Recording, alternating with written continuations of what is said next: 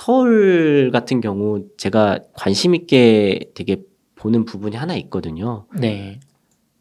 아까 수요 공급 금리 규제 4가지 말씀드렸는데 네. 사실 부동산 시장에 참여하시는 많은 전문가들이 가장 중요하게 보는 거는 공급 물량이잖아요. 보통은 금리가 이렇게 급격하게 변화하지 않을 때의 주요 변수다 보니까 네. 수요 공급이 아무래도 메이저하게 보게 되죠. 맞습니다. 물론 그렇지 않은 전문가분도 있습니다. 맞습니다. 근데 이제 수요량은 아시다시피 이제 인구 통계학적으로 어느 정도 이제 변함이 많이 없는 멸실 가구라든지 신혼부부 가구들이 어느 정도 계속 거의 비슷하게 돌기 때문에 네. 수요량은 픽스로 두고 사실 이제 인허가에 따른 착공이나 입주 물량, 공급 물량에 따라서 부동산 가격 변동이 중장기적으로 이렇게 영향을 미치는 건데요. 네네.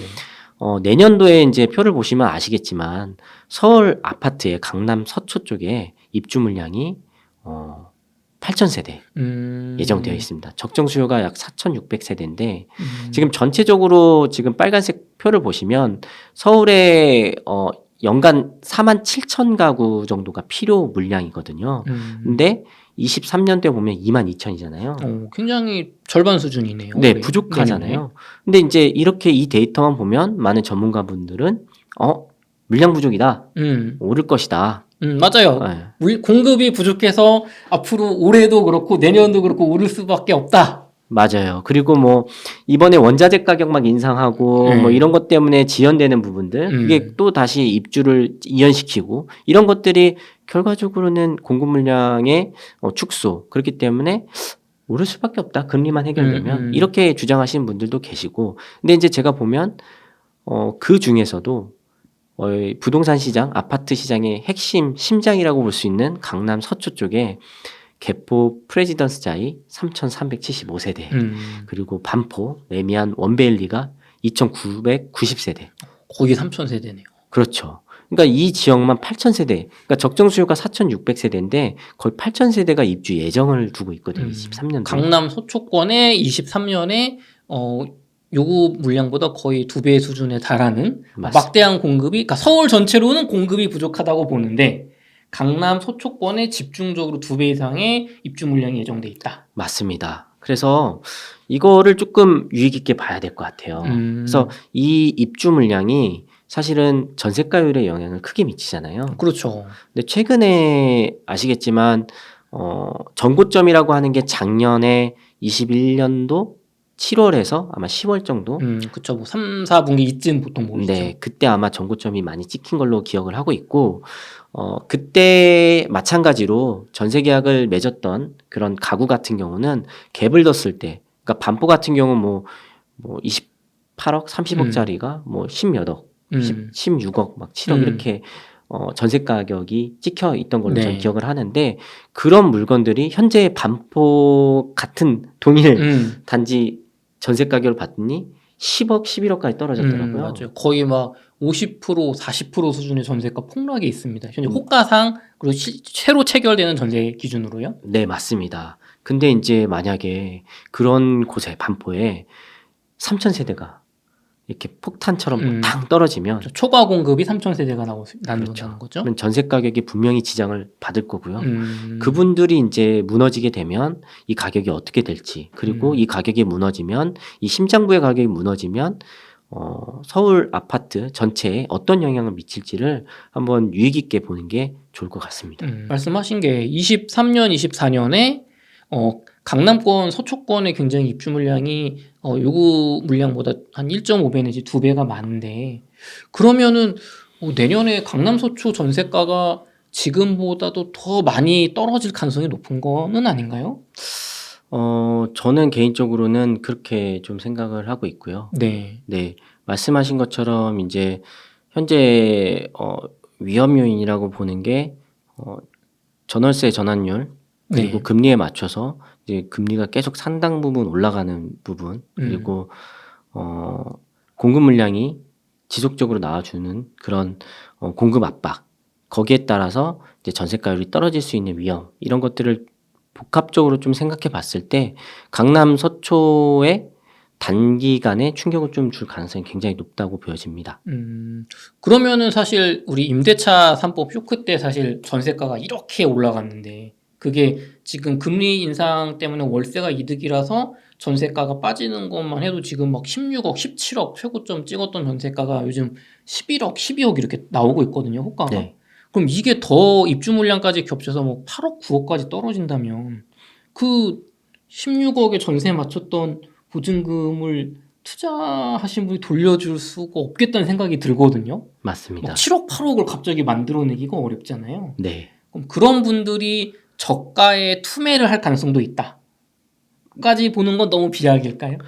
저는 가능성이 있다고 보여지고요. 음. 네. 그러니까 이제 잘 아시겠지만 이제 우리가 패닉 바잉 네. 혹은 영끌 이런 것들이 좀 얘기가 많이 나왔었잖아요. 그쵸. 네. 그러다 보니까 그리고 또 핵심지는 무너지지 않는다. 뭐 강남 불패. 네. 그런 것들을 맹신하셨던 일부 분들이 정말 이러다가 이제 임대차 3법의 부작용으로 전세 가격 폭등할 거고 이러다가 내가 진짜 못 사는 거 아니야? 그래서 거기에 이제 갭을 두고 넣으셨던 분들이 작년 한 7월에서 11월 사이 최고점으로 넣었던 분들이 내년 23년에 한 이제 5월에서 7월 만기가 되고 재계약 시점이 도래가 된단 말이죠. 그랬을 때 그분들이 만약에 그것들을 아까 말씀드린 그 비용 그리고 자금 조달하는데 이슈가 발생하면 네. 그런 것들이 이제 시장의 매물로 쏟아질 가능성도 우리가 봐야 되고 어쩌면 이제 하방 경직성을 딛고 좀 다시 유지가 되거나 아니면은 조정을 마무리 짓지 않을까라는 생각도 조금 해보고 있습니다. 그러면 이게 그런 매물이 좀 많아질지 혹은 적게 일부가 찍힐지까지는 당연히 알 수가 없지만 최소한 일시적으로라도 그런 급금의 매물이 강남권에서 꽤 저렴한 가격으로 나올 가능성이 있다. 그래서 네. 그거를 자금력이 준비된 분들은 잡을 수 있을 거다. 네. 그러면 질문을 제가 하나 바꿔볼게요, 대표님 마지막으로. 네. 그럼 강남권이 사실 우리 부동산에서 이렇게 대장이제 제일 앞에 있는 가격이잖아요. 네. 그럼 강남 서초권의 이런 입주 물량과 역전세로 인해서 가격이 일시적으로도 정말 급급매 가격 그렇게 헐값에 이게 매도가 된다면 그럼 그 옆에 있는 뭐 잠실, 뭐 아니면 동작구, 뭐 성수동, 뭐 마포, 용산 이런 인접구들은 그럼 어떻게 보면 강남이라는 상급지 가격이 많이 떨어지는 거잖아요. 네. 그럼 그 주변부의 하급지들은 그럼 가격이 버틸 수 있을까요? 저는 개인적으로는 네. 저도 궁금하거든요, 사실은. 네, 제가 그거를 지금 확언을 드릴 수는 없어요. 그래서 저도 궁금한 부분인데 사실 두 가지 측면을 그냥 말씀드리는 게 맞는 것 같아요. 네, 그래서 여기 보고 계시는 시청자분들께서도 참고를 하면 좋을 것 같은 두 가지 의견을 드리는 게 첫 번째는 심장부로 전이가 될 수밖에 없다. 그러니까 심장부가 타격을 받고 충격을 받으면 다른 지역은 자연스럽게 다 전이가 된다. 강남 서초가 떨어지는데 네. 우리 잠실이 강남보다 1억 차이면 내가 강남 사고 말지. 네네, 맞아요. 그래서 결국엔 주변부도 떨어질 거다. 네. 그런 의견이 1차적인 거고 네. 두 번째 뷰는 조금 뭐 당연히 영향 끼치겠지만 크게 영향은 안 끼친다라는 의견도 있을 수 있을 것 같아요. 어떤 근거로 그게 될까요? 그러니까 이제 이번 장에서도 잘 보시면 이게 구별로 약간 차별화가 조금씩 되는 거를 볼 수 있거든요. 예를 들어서 직주 근접에 있는 네. 그런 구들은 소형 평형대가 하방 경직성이 굉장히 강한 거를 보실 수 있어요. 하방 경직성이 강하다는 거는 가격이 잘 소형 안 평형이 떨어지는 거죠. 많이 안 떨어지고 있다. 네, 그러니까 이제 전체 서울 아파트가 아까 말했듯이 뭐 예를 들어서 30%, 네. 많게는 뭐 35%까지 떨어진 네. 지역도 있어요. 근데 이제 우리가 이제 마포라든지 다른 네. 지역을 좀 보면 특히나 직장에 가깝고 이런 1, 2인 가구가 선호하는 그런 지역이잖아요.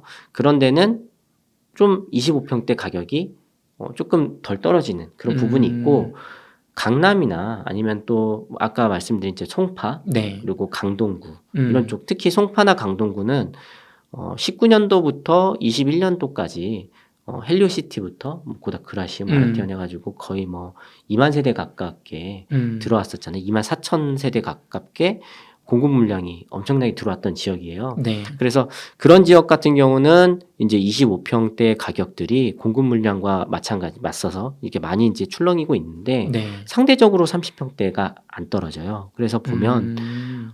소위 학군지라고 불리우고 자녀들을 이제 육아나 아니면 양육하기 위해서 선택하는 지역들은 30평형대가 조금 덜 떨어지는 경향이 있고요. 그보다 좀 비혼족이라든지 아니면은 1, 2인 가구로 구성되어 있는 지역들, 직주 근접성이 좀 있고 그런 지역들은 25평형대나 또 30평형대, 그러니까 대형 평수 40평형대 넘어가는 데는 좀 떨어지는데 그런 20, 30평형대는 덜 떨어지는. 그래서 그런 거를 종합해서 봤을 때는 지역별로 약간 조금 차별화가 좀 있지 않을까? 뭐 이런 생각을 만약에 하게 된다면 그렇잖아요. 저희가 저기 목동 사는 분의 그 사정이 다 있고 저기 목동에서 반대편 끝에 고덕 사는 분들의 사정이 있어요. 그분들은 어떤 사정을 갖고 있냐면 직장에 가깝거나 아니면은 뭐 처가가 그쪽에 있거나 뭐 그렇지 못한 그 거주 생활권의 어떤 사정들이 있기 때문에 네. 그런 부분들을 감안을 하면 영향이 다소 뭐 크지 않을 거다라는 주장도 일부 해볼 수 있을 것 같아요. 강남에서 이렇게 입주 물량 또 전세 역전세 때문에 일부 소량의 급매가 나오더라도 그게 그냥 그 시장에서의 하락으로만 이어지고 또 물량이 그런 게 많지 않기 때문에 지금 소형 평수와 중대형 평수 가격의 하락폭이 있는 것처럼 그냥 지역의 이슈로 넘어갈 가능성도 있다. 네, 그렇게 물론 이제 아예 영향이 없는 건 말이 안 되고요. 영향이 있는데 오히려 이제 그렇게 떨어지면 송파에 있는 분들이 네. 치고 들어가시겠죠. 그리고 송파에 있는 분들이 치고 들어가시면 이제 강동구에 계신 분들이 또 그 빈 공간을 송파로 들어가는 거고요. 강동구에 있는 분들이 들어가면 하남에 계신 분들이 또 그 빈 공간을 치고 들어가고 그러면서 이제 좀 메꿔지는 게 결국 이제 하방경직성을 말씀드리는 네. 거거든요. 그러면 이제 그런 현상이 일어날 수도 있고. 근데 다만 단기간의 충격은 피할 수 없을 것 같다.